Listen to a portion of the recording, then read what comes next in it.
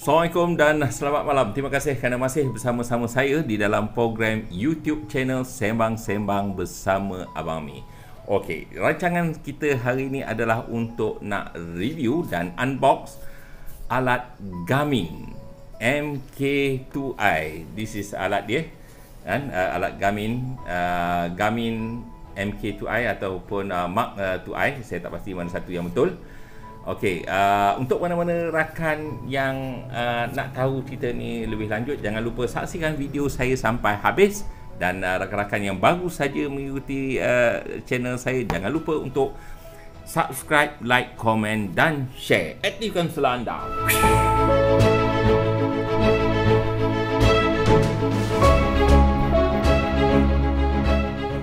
Kembali kita ke channel saya di Sembang-Sembang bersama Abang Mi. Okey, kita tengok apa barang yang saya ada di depan saya ni. This is alat yang saya receive daripada Garmin Malaysia. Is a demo unit. Kita tengok apa barang ni. Alright, jom kita unbox dia. Right. Okey, siapa kita ada dalam ni?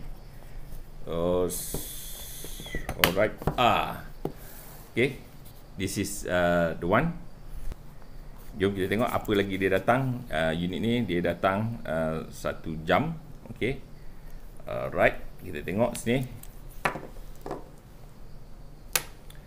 Tengok apa ada lagi dalam kotak ni. Okay, kita ada dia punya charger dia. Oops. This is dia punya charger dia. Alright, this is charger unit.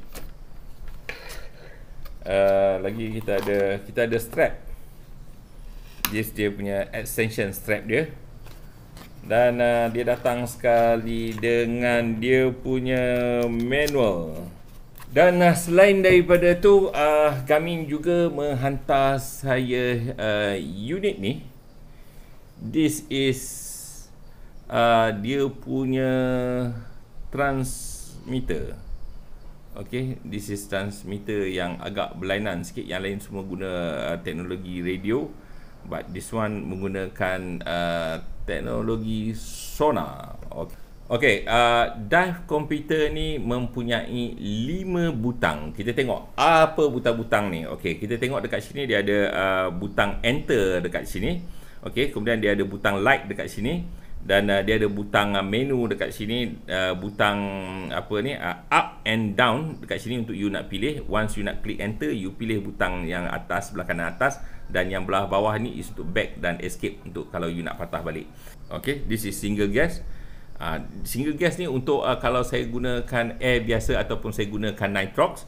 Bila saya klik dekat sini, saya boleh setkan air apa yang saya nak. Saya boleh pilihkan. Kalau saya nak, katalah saya nak mode yang lain, saya boleh tukar gas ni, kan? Saya boleh tukar gas ni. Mana tadi gas tadi? Gas ni saya boleh tukar. Kalau saya nak saya nak nitrox, saya boleh tukar nitrox 30. Saya masukkan nitrox 32%. Okay, bila I set nitrox 32%, the moment I press saja enter, kan? I press enter, dia akan calculate I punya MOD. Okay, kalau I nak pakai multi-gas, okay, multi-gas ni untuk apa? Multi-gas ni untuk technical diver. Kadang-kadang kita nak pakai configuration, kita nak pakai configuration 2 gas.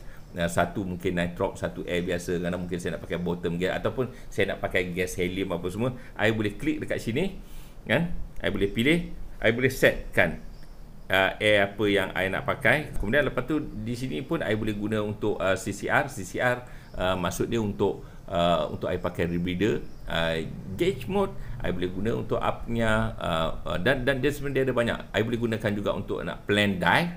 Plan dive deco pun boleh. Kalau I nak plan dive, I klik sini, I boleh compute NDL, ataupun I nak deco plan. Kalau I nak deco plan, I boleh klik dekat deco plan, I boleh setkan semua figure ni. Okey, benda ni nanti I akan explain lebih detail untuk sesiapa yang mengambil khusus decompression procedure. Untuk orang yang belum ambil decommission folder, jangan cari pasal, jangan cuba-cuba benda tu. Benda ni boleh membahayakan diri anda. Okey, kita tengok dekat sini, selain daripada tu kita ada pipes kan. Dan tuan-tuan boleh juga untuk nak gunakan alat ni untuk nak navigate, untuk nak track, untuk mapping, untuk run. Sebenarnya dia ada banyak lagi, untuk bike, hike, dia ada banyak lagi. Saya go through dia. Saya tak pilih semua benda ni. Kalau saya nak pergi ni semua, mampu saya kan. Okey, so kita tengok apa benda yang dia boleh buat untuk macam-macam, macam-macam, ada macam-macam program. Untuk even nak yoga pun ada, apa cardio, apa-apa semua ada dekat sini kan. Dia ada macam-macam program. Tu nak patah balik, saya tekan balik butang ni. Okey. Yang best lagi pasal smart computer ni is bila you dive, dia boleh record you punya location ataupun you punya positioning, you punya position waktu you buat entry dive kan. Kemudian waktu you dive, bila once you exit, dia boleh record dekat mana you exit dan pukul berapa. Yang tu dia punya kelebihan dia, sebab dia boleh record. So you tak payah nak meneka-neka dekat mana you punya lokasi ni apa semua, sebab dia akan catatkan dekat mana you entry, dekat mana you exit. Dan selain daripada tu, dia boleh tunjukkan, kalau you download dia punya apps dia boleh tunjukkan you punya profile. You punya profile diving siap dengan you punya heartbeat. Jadi you boleh monitor semua benda-benda tu. Okay. Kebanyakan equipment yang menggunakan transmitter, dia menggunakan radio frequency ataupun sometimes dia pakai Bluetooth untuk dia nak communicate di antara you punya dive computer dengan you punya transmitter. Okey.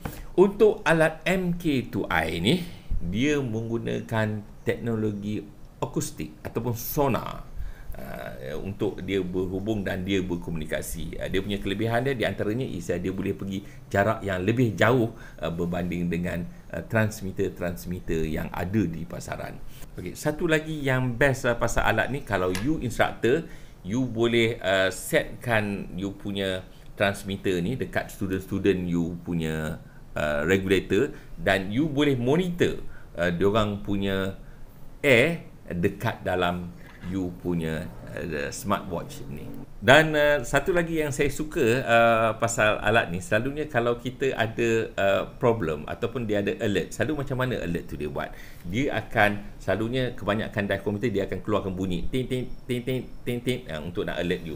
Tapi this dive computer, selain daripada dia alert bunyi, dia boleh alert you daripada segi vibration. So dia akan vibrate dekat tangan you. So dia akan kejutkan you untuk dia nak bagi tahu you apa yang sedang berlaku sekarang ni. Okey, yang best lagi is pasal algoritma. Dia menggunakan algoritma Bullman, 16 compartment, dan you ada various GF setting ikut suka you yang you nak set, dan you nak pilih apa. You boleh customize you punya GF you sendiri. Untuk tujuan kesihatan. Okey, dive computer ni bukan sekadar you nak pakai untuk diving, tapi you boleh guna juga untuk you punya kesihatan.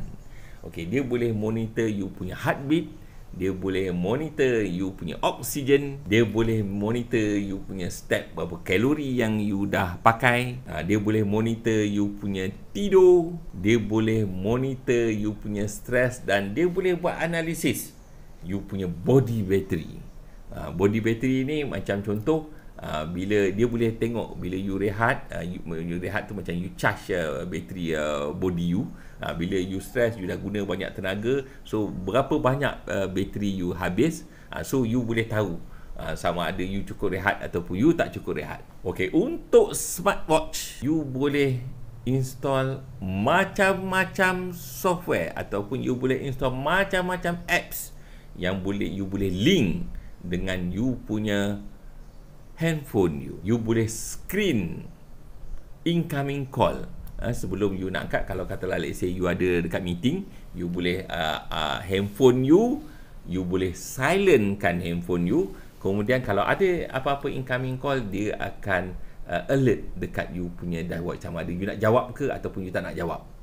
You boleh juga untuk check you punya email ataupun you punya kalender, you punya next meeting location dekat mana, dia boleh highlight dekat dalam ni juga. Dan dia ada macam-macam interface. Selain daripada tu, dia ada macam-macam map pasal mapping untuk golf you boleh tukar you punya face watch you boleh control music, you boleh mode tracking, dia boleh tahu you ada dekat mana. Kalau you pergi hiking tu, you boleh track. Dan in case of emergency, dia boleh call someone yang you set dalam you punya emergency number tu untuk dihubungi. Bateri ni boleh bertahan lebih daripada 30 hari dengan satu charge.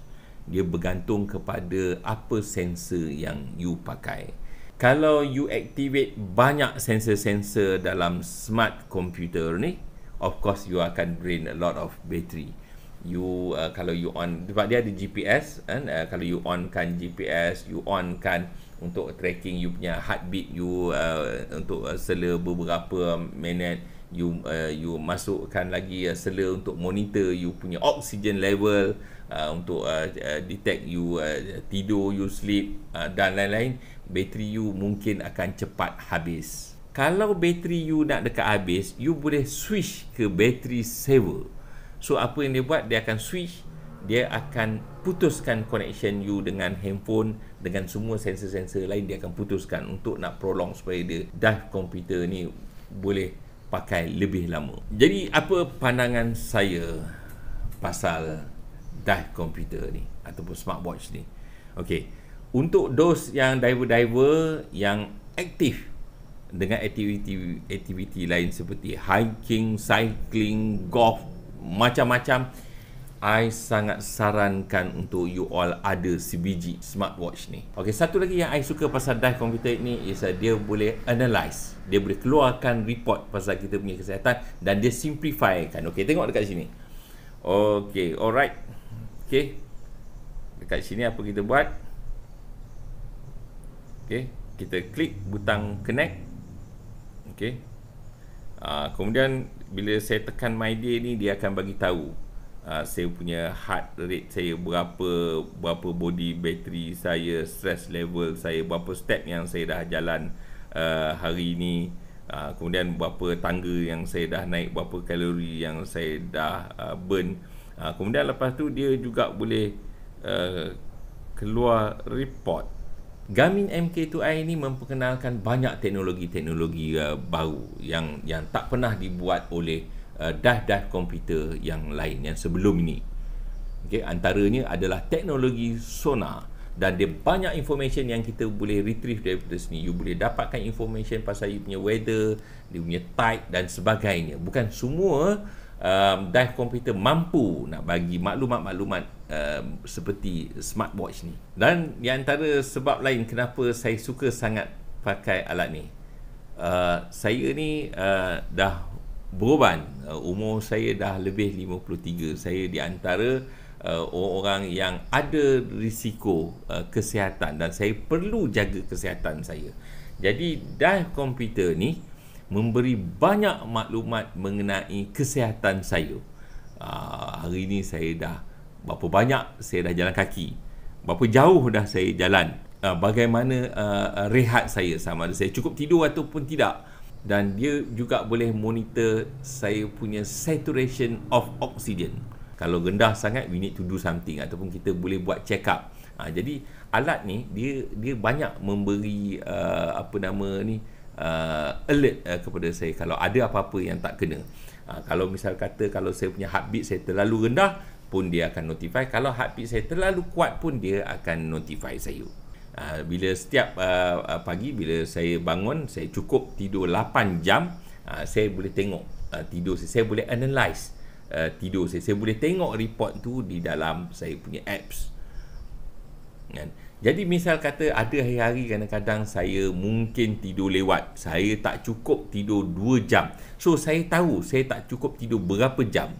Dan alat ni dia akan membuatkan saya boleh plan dekat mana saya nak curi tidur. So, saya tahu saya tak cukup 2 jam, mungkin saya boleh curi waktu during waktu lunch break tu, mungkin I boleh curi 1 jam. Mungkin lepas daripada habis kerja, I boleh curi lagi 1 jam untuk nak cukupkan tempoh 8 jam untuk I nak tidur.